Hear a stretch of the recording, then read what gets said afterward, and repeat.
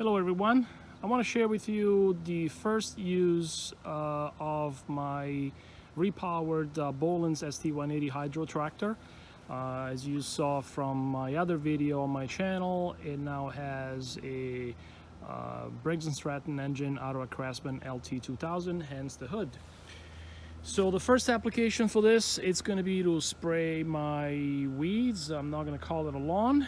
And basically what I have here is a 30-gallon sprayer from Tractor Supply. It actually works very well. I bought it I think 2 years ago. I only used it a couple of times. And the reason why I didn't use it as much is because I didn't have a good way to transport it and use it. So what I did, so first of all, some features of it. It has a high flow Gold Series pump, which again works very well. I forget how much of pressure it gets up to, but it's very good. And it comes with a wand, very nice heavy-duty wand with a brass tip, and it does get pretty far if I wanted to. And it comes with a manifold here that allows you to have a pressure gauge for the system. Then it has a valve for the sprayer, a hose right here, and then it also has a valve for a hose that goes back into the tank that is used to recirculate the fluid. So basically, when you first load it up, you keep it on for a little bit while you're traveling, perhaps to the location that you're going to start spraying from, to mix the fluid with the water.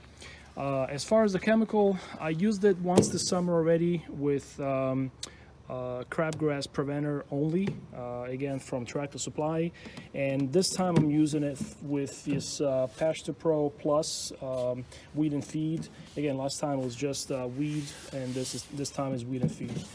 It did a really good job on the weeding, but of course the weeds came back now that it's mid-August.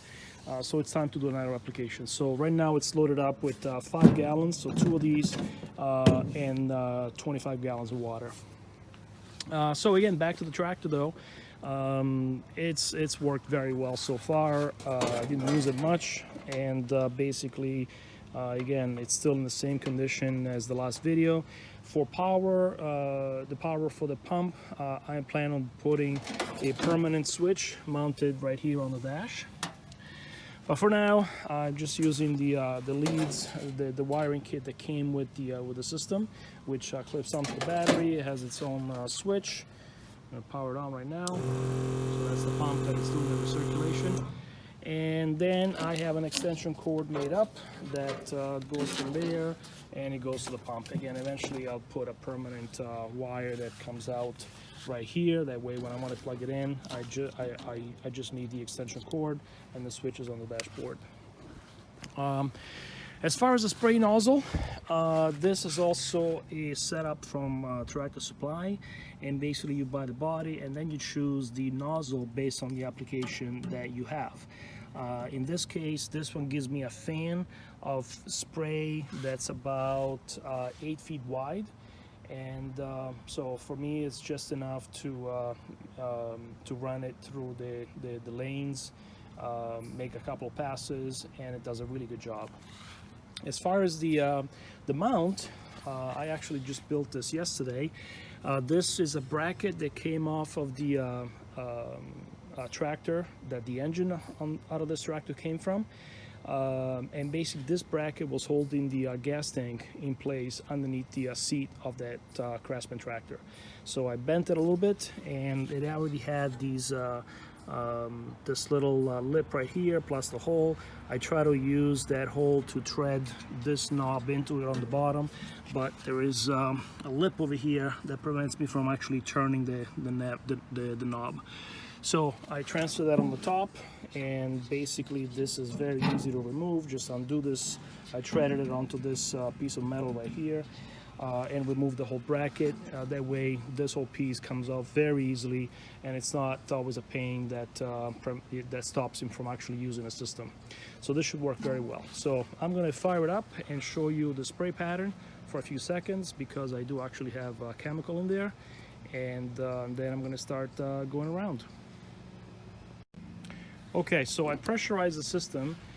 Basically, I closed the valve that was previously open to recirculate into the tank, and the sprayer valve is still closed as well. And it looks like I have a little dribble right here, no big deal. And as you can see, the pressure reached just about 62, 65 psi, which is very good. So let me open that valve and show you the fan. There it is.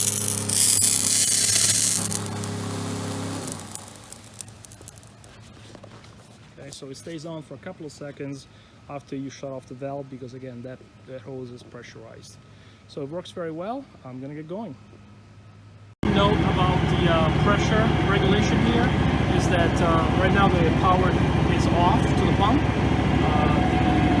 The hose to the sprayer is on, but there is nothing coming out because of the fact that the power is off.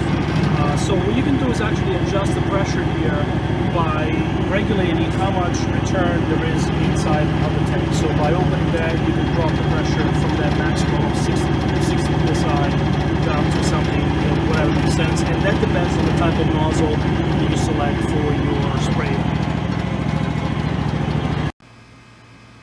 All right, so we're at the end of the operation here. Spray, weed, and feed operation.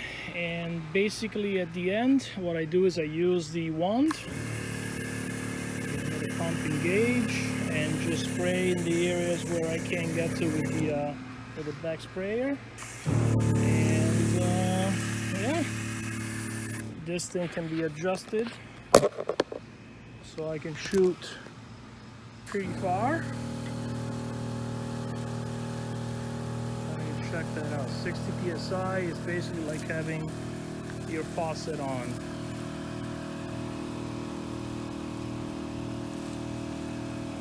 So it worked awesome. It carried the load of the 30-gallon water container, no problem. Up my hill there on the front lawn, it's a pretty steep hill. I had to crank the the throttle all the way up. 22 horse engine actually, as you know, and it made it very slowly, but it made it. And then I try to go downhill anyways, and I try not to go sideways so that I don't tip over. Anyways, the Truck-Tor first application is a success, and as you can see, I also have a little hitch down there, and in the past I have attached a trailer to it. And when I split wood in the fall, I will load up the entire back here of the trailer with a full load, heaping load that literally goes way up higher than the about 2 feet higher than the edges of the dump box. And then I have a trailer behind it, a 10 cubic foot dump trailer, gun trailer, full of wood as well. And again, it carries it no problem. And I actually did that before with the 18 horse original engine. Now with the 22, it should be a breeze. So have fun, build one. See you later.